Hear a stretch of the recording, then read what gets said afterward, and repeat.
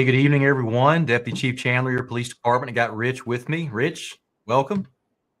Hey, Chief. Good to see you, man. I know you've been busy all day, and that's why we're a little late getting something fixed for us, but appreciate you joining me so I didn't have to do this alone today. But hey, to everyone in our community, we just wanted to come live to you today just to give an update about what we're doing during the holiday shopping season and keeping Mount Juliet safe, specifically the retail areas around the I-40 corridor, Mount Juliet Road, Providence, and Paddocks, but also talk about some upcoming events with the holiday, from the Christmas parade to our Christmas tree lighting ceremony, and also an important event that Wilson County Schools is putting on that helps educate parents about the dangers children face over the internet, mainly their smartphones. So good stuff. Glad you're here. I hope you continue to watch us live throughout this duration. But if you have to leave, you can always check back to our Facebook, YouTube, Twitter, wherever it may be, to re-watch this broadcast. So we're glad you're here. If you want to, leave us a little comment to let us know that you're here. But obviously, we hope you're having a good evening this afternoon. So Operation Safe Shopper, we do this every year. This year is a little bit upgraded to tackle the biggest issue that we deal with. And y'all know it's a challenge of us. The number one crime generator in our community is shoplifting. And the other issue we deal with is it's not our local community members that commit crime in Mount Juliet. It's really a lot of people that travel out of the metro area into Mount Juliet, and those are who commit crime here. So we are always on the defense, working hard. Our police officers out there every day, working hard to keep the city safe, to deter, prevent, and also apprehend individuals who are involved in crime. So with Operation Safe Shopper this year, it's a little bit upgraded because we made more of an intentional effort amongst many of our proactive units to put them in the mall area beyond just our patrol officers. So our flex teams, which is a group of highly committed, dedicated officers who are very good at being proactive and finding crimes in progress, they are in the mall areas. And also our crime suppression unit, which is more of a undercover based unit. Those men and women are in the mall areas focused on this. So there'll be very visible things you notice as a community, and there'll be things you won't notice as a community. But when bad people try to commit harm or steal, then they're definitely going to see the officers and their presence. And they've already been successful this morning. Rich, haven't even announced it yet over Facebook, but one of our sergeants on the flex team apprehended a guy who was wanted out of Illinois for a full extradition warrant for theft of merchandise. This guy is from Portland, and he was actively stealing, listen, a $4.29 alcoholic drink from the MAPCO, walked out in front of the sergeant. The sergeant noticed something suspicious. He watched the guy go around the corner and ditch this drink, made contact with him, confirmed that he just stole it from MAPCO. When they ran this person through NCIC, folks, and that's our National Crime Information Center database, he pops for the warrant out of Illinois, full extradition, and you were able to apprehend him, right? This person from Portland in Mount Juliet, Tennessee, shoplifting a $4 drink, gets caught by one of our sergeants in the moment. The sergeant was probably there just getting gas, and he's now in custody and is going to be held accountable for that warrant that he's been running from in Illinois. So good work to our teams, but it's stuff like that that our officers are finding every day. And with shoplifting, it's not just shoplifting. It is connected to so many more crimes, such as drug arrests, serious drug arrests from fentanyl and heroin and cocaine that many of these individuals have. They also are always wanted, for the most part, out of other jurisdictions for drug crimes or weapon violations. And we also find unlawful guns on many of these individuals involved in this. It's more of an organized retail crime effort. We're not targeting the folks who are in less than fortunate situations, right? If we encounter that, the officers are working then towards trying to find that someone some help. What we're working on targeting is those career shoplifters who don't care about anything but the drugs that they have, the illegal activity they're involved in, and of course, just taking from those stores. And just grateful for the good work of our officers every day doing that.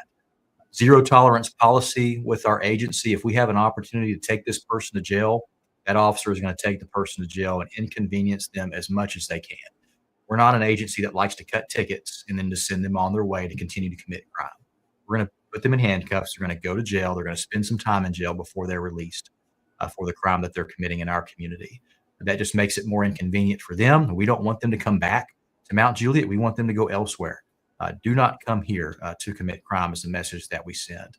Our mobile surveillance towers are out at the different locations. Those help us watch them live through our communication center. We can also tap into that to get recorded video to help us with the investigations. And of course, Guardian Shield technology, which is our license plate reader program, is always on, is always watching for those who drive criminal vehicles to our community, whether they are wanted and their license plate is entered as a wanted person in the system, or that vehicle has been involved in a serious violent crime, or that vehicle is stolen, or the plate is stolen on that car. Our system's going to let us know when they drive through our community, and then we're going to work to apprehend those dangerous individuals. So good work from our teams that are already in progress with Operation Safe Shopper, and that will continue into the new year begins. So, Rich, anything to add to that activity? Yeah, and they've been doing a great job. We've been seeing the proactivity going up, even just the visibility, because we've added the with them being out there, being the undercover guys and the unmarked units. That's freed up some of the patrol guys to be out there doing what they need to be doing with the marked units. And those marked units, just having that extra visibility out there has helped a lot, because you never know what you're going to deter just by being out there. Right. Having those extra units just riding through the area, being visible, it could be enough to deter vehicle break-ins, or what, you never know. Right. But it also helps. Just as a matter of fact, over the weekend, I was with my family down at Longhorns, and they had some folks that were talking about potentially walking out on a very large bill. And the one person, it was funny, I overheard it, and I kind of made me feel kind of proud that they said, we better not. We're in Mount Juliet. They'll get you. And Sure. I couldn't help but kind of chuckle when I heard that. So kind of made me feel proud. So you never know what people are thinking about us doing our job the way we're doing it. So kudos to us for all that proactivity. Yeah, that's awesome. And we don't want criminals to be successful here. We want to be a community that is safe for everyone to enjoy and go back to their activities without crime occurring. Small crime leads to much larger crime, and we are grateful to not have to deal with that larger crime in our communities, where people are being targeted with violent crime, right, and injured through violent crime. That's the last thing I want to see here, and our officers do a very good job about keeping Mount Juliet safe. And when we talk about our number one crime generator being shoplifting, this time last year, we had 126 shopliftings, so that's the number we're looking at, 126 shoplifting. So if an offender goes to a store and commits a shoplifting, that counts as one. So if they go to multiple stores at once, say they go to Dick's Sporting Goods, JCPenney, and Target, that's 3 different shopliftings that would add to that. This year, this time, our shopliftings are up about 20% at about 160. Not sure how to account for that. That could be anywhere from there's more shopliftings occurring, or where our loss prevention staff is just working extra hard in the different stores and just catching people. We have some stores here, and they are very good with loss prevention and catching folks. And then our officers are another layer to prevent that out in the field, where they're stopping cars for different violations and finding merchandise that has been stolen, but the store doesn't even know that it's been stolen yet. So all great work from everyone just working to keep this city safe. And Rich, you have these stats too so far this year, what our team has been doing.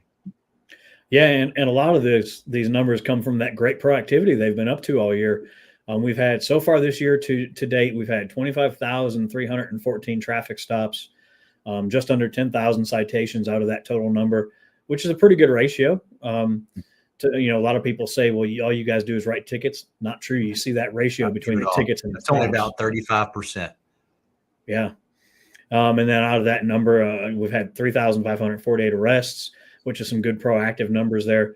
Of those arrests, 658 were wanted people, 612 were drug related, 212 were DUIs, which is a big number for, we're not even done with the year yet. Folks, there's always other alternate options. Uber, call a friend, call a taxi. Yes, taxi still exists. Call somebody. There's other things you can do. And we've recovered 176 guns. I'm sorry? Yeah, no excuse at all to drive home impaired. Not absolutely not. And we've recovered 176 guns since the beginning of the year. That's a big number for our city. So, yeah, all huge numbers.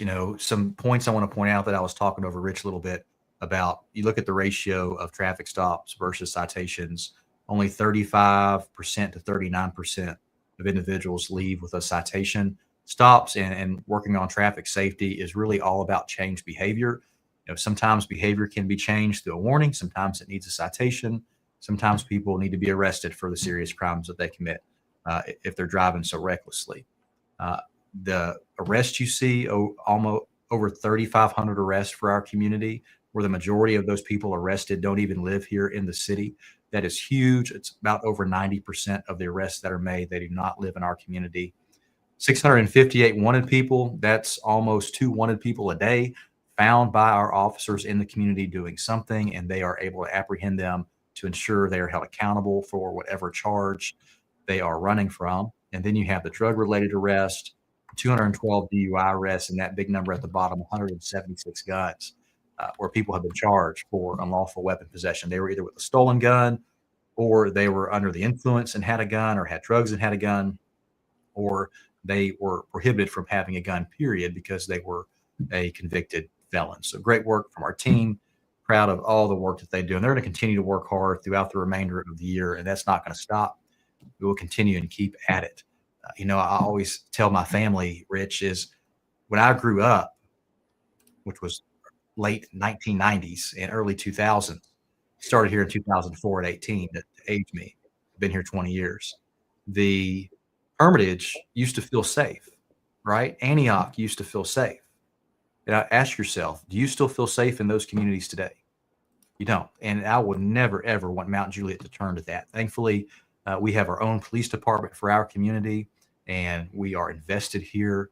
Many of us live here. We're going to do whatever we can to protect our community, because I don't ever want our community to be a spot where you drive to 10 years from now, 20 years from now, and as you're driving through, you never get that feeling that you don't feel safe. I want people to always feel safe in this community, and they can do that for everything that our community does and investing in cleaning up our roads, picking up the trash, ensuring everything is beautiful, investing heavily in our public safety teams from our fire department, the only city around with their own ambulance service, and heavily investing into the police officers that we have today and all that they do. They do a lot with less, and we're just so grateful for their efforts and just proud of them. I get to talk to them every day. I get to see what they do every day and the calls that they go to that aren't necessarily as public as some. And they see heartache, they see tragedy, but they also see moments of light and good things in our community that keep them driven to do better and to protect the city as best as they can. And they're driven by that, is creating a nice, safe city free of crime. And we hope we will always be that. Another quick stat for you, Chief. I'm sorry. Yeah, go ahead, Rich. While you were talking, I just pulled our crashes for the year. We're at 917 this year so far, and we had the same time last year we had 931. So we're down a little bit on crashes this year, which is good, but that just helps with those traffic stop numbers. Another big point is that many traffic stops in effort to try and lower those crash numbers. Right. We don't think of it often, but the most dangerous place in our community for sure is the roads, right? That's where we have people who are dying in fatalities. That's where we have people that are being seriously injured in our community. And it's all based off some type of unsafe driving behavior. And that's what our officers also try to focus on too. Just last week, Rich, there was a adult female who lost her life on Interstate 40 right at our exit, and that's heartbreaking. You never want to see that, because that person, loses their life. And now there's a family member missing from that family. It's a mom, a grandmother, a sister, a daughter, missing from that family now. And we want people to drive safe. The number one thing where we see is a big contributor to those traffic crashes is the cell phone use, where folks are just distracted. They're never looking up, and they're just hitting whatever may be in front of them, causing some serious crashes. Please be careful when you're out and do whatever you can to limit those distractions. Cool event coming up is the Christmas tree lighting ceremony, Tuesday, November 26th. That's tomorrow. From 5 to 7, I know they will flip the switch on the lights close to 7. Before that, there'll be pictures with Santa, some music, and some food trucks out there as well. So it's always a cool event. And Rich, you'll be out there, right? You're normally probably, yeah. I'll be out there too. And then after that, we're going to get to another event at Just Love Coffee Cafe, where they're feeding whoever a Thanksgiving meal. And we're grateful as a police department to be able to partner with Just Love Coffee Cafe and serve the food that evening. And if you don't know where Just Love Coffee Cafe is, it's off of Belinda Parkway, right there at Providence, connected to the Exxon gas station in that area. Speaking of Christmas, big Christmas parade coming up with a big change. The Christmas parade is Saturday, December 14th, same time at 11, but the route is different. And that route basically is from middle school to middle school, starting at West Wilson Middle School. So it will pull out of West Wilson Middle School right there at Weston Drive and then head north on Mount Juliet Road. And it will continue north until Charlie Daniels Parkway, where it will then turn on Charlie Daniels Parkway and then into the back of Mount Juliet Middle School, where the parade will be done. So a little bit longer. What that does for our community is it gives more opportunities, more spacing for parking for whoever wants to come out and watch it. And my fingers are just crossed for some good weather. It's been pretty cold the last couple of times and a little bit wet the last couple of times. So, Rich, I'm praying for at least some sunshine.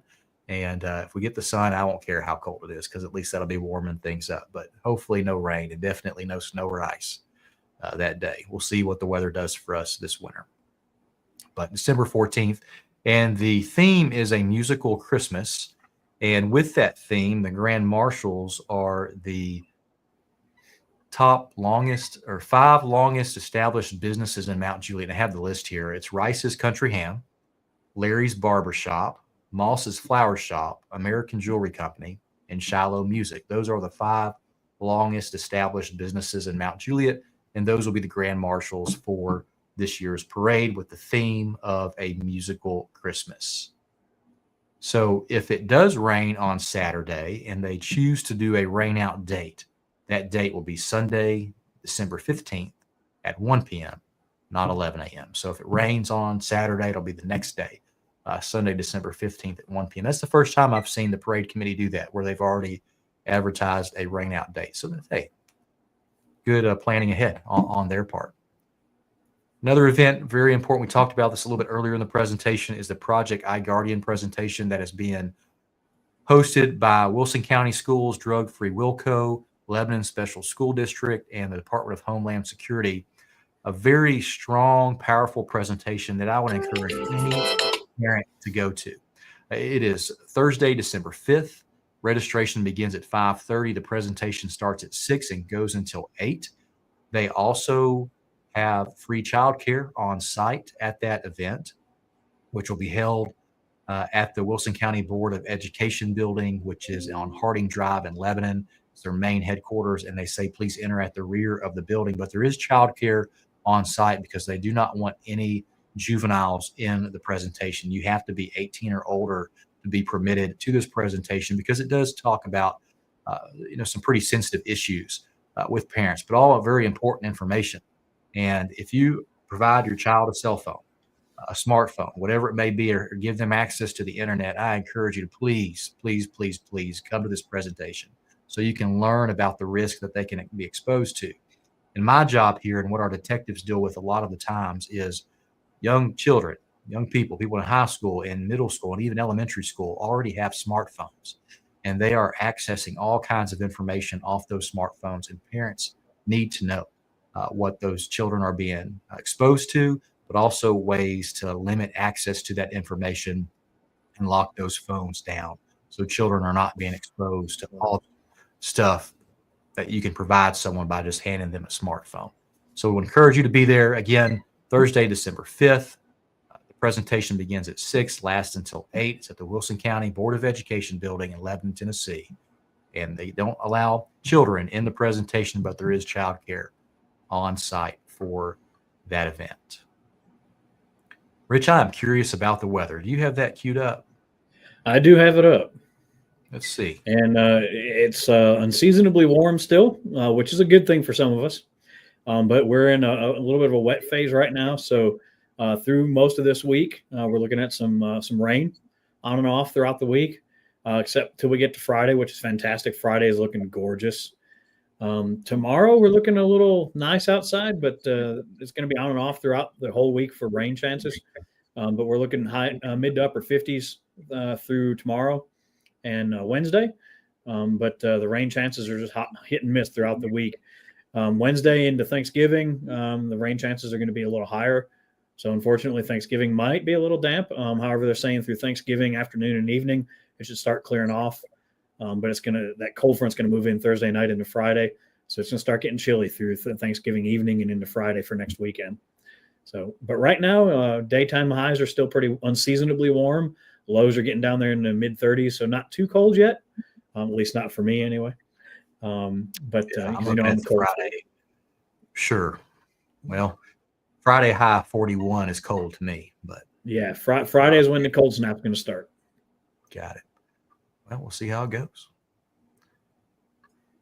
Thankfully, it doesn't look like a washout for Thanksgiving. Looks like a little. No, it's not going to be anything major yet. So far, nothing's predicted severe. So, yeah. Well, good deal. Talk about one more event here with Coffee with a Cop. One more left for the year on this calendar, and then we'll put out a new calendar for 2025. But our next Coffee with a Cop is December 20th at the Paper Mill, which is located on Mount Juliet Road. We'll be there from 7 to 9 a.m. And if you have not been to the Paper Mill for any other different food options, it's very good. Personally, I like the cinnamon toast crunch waffle. It's really good. Rich, what's your favorite there? That's pretty tasty too. The waffle, yeah, pretty good. But they have great breakfast food. They also have a good lunch and dinner as well. And I think a special dinner on Thursday nights, like a steak type dinner that they offer, like a filet mignon type dinner. So it's always nice to have unique restaurants in our community that many people can enjoy. So let's talk about this for a little bit. Yeah, absolutely. Pull to the right for Sirens and Lights, folks. It's pretty simple stuff. It's kind of, you know, we have to keep talking about it to remind folks. Basically, whenever you're in traffic, if you hear and see lights and sirens coming up behind you, pull over to the right. If you see them coming at you from the other direction, pull over to the right to get out of their way. Most emergency responders, in fact, all emergency responders, are trained to try to stay to the left or get into the center if there's a center lane for their easiest lane of travel. So if you pull to the left or just stop in front of them, it makes it extremely difficult for them to get around and makes it very unsafe for them to get around because their natural habit of training is to try and get into the left. So when you see lights and sirens coming up behind you or coming towards you, get to the right for Sirens and Lights. And kind of a little bit of opposite of that is if you see them on the side of the road or on the side of the interstate, if they're parked on the side of the interstate and not doing anything, move over and get out of their way. Give them room to work. If you absolutely can't move over, do your best to slow down to give them a little safer time to react if they see you coming. So, yeah, good stuff. Thank you for that, Rich. Our Chief Hambrick's theme song for Mount Juliet. We take any questions that you have, just type those in the comments, and Rich and I will be glad to get to those. Rich, I turned you off for a second. There you are. If you have any questions, folks, just type those in the comments. We'll be glad to get to it. See some folks just saying we sure appreciate you, MJPD, and Nancy here with a hello. So, Rich, somehow you were able to say hi. Not sure how you did that. Used my phone and got in there before we started. Is that what happened? I got you. Real quick, while we're waiting for some questions, I wanted to throw a quick shout out to all the members of our Citizens Police Academy alumni group. They fed us our annual Thanksgiving dinner this past week. And as always, it was fantastic. We really appreciate them. That is a fantastic event they do for us. They went all out again this year. The food was great. The fellowship was great. We really appreciate them doing that for us every year. It was really good stuff. Yeah, it was excellent. The Mount Juliet Morning Rotary, with the help of Matt Wilson, who's also in that Rotary, those group of guys and ladies got together and did all the turkeys, the fried turkeys, I guess is what you call it. And they were great and very good, well seasoned. Love the turkey. It's awesome. I think Honey Baked Ham locally donated a ham. And folks, we have a Honey Baked Ham now in Mount Juliet. It's right there by the. And there was another local vendor, Sugar Roo's Bakery, donated a lot of the mini cupcakes and some of the other desserts. So 2 thumbs up to Sugar Roo's Bakery for the desserts with us. I believe Tennessee Cheesecake Factory donated some of their Tennessee cheesecakes to us.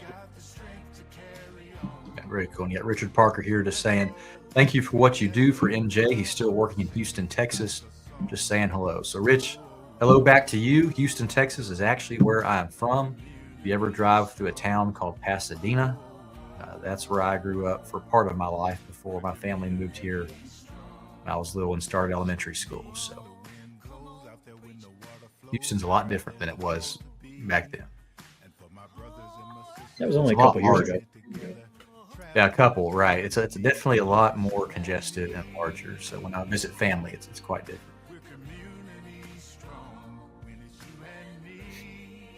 All right, Rich, I think this is it. Head have a city commission meeting tonight that starts at 6, so I'm gonna pack up and head to that. But just appreciate everyone and what you do to support our police department. We don't take that support lightly. We're going to work hard for you every single day to maintain that, to keep the city safe, but to also treat everyone with respect. If there's anything you think we can do better, reach out. Chief and myself, our emails are on the website. You can quickly reach out. We'd love to hear from you and talk to you. If you feel there's things that we can do better to serve this community, we'd love to hear it. Rich, close it out for us. Yeah. Hey, gang. No, it's been a few weeks since we've been here on the lives. We missed you guys. We're glad to be back. We've just been so busy doing stuff lately. But hey, we're always here if you need us. As Chief mentioned, get our email addresses off the website if you need it. And we're only a phone call away. Anytime you need us, just call us. Glad to be here again. Y'all have a great holiday coming up with Thanksgiving. Eat some turkey. Have some great time with your families. And if you need us, call us. We're always here for you. Awesome. Stay safe, everyone.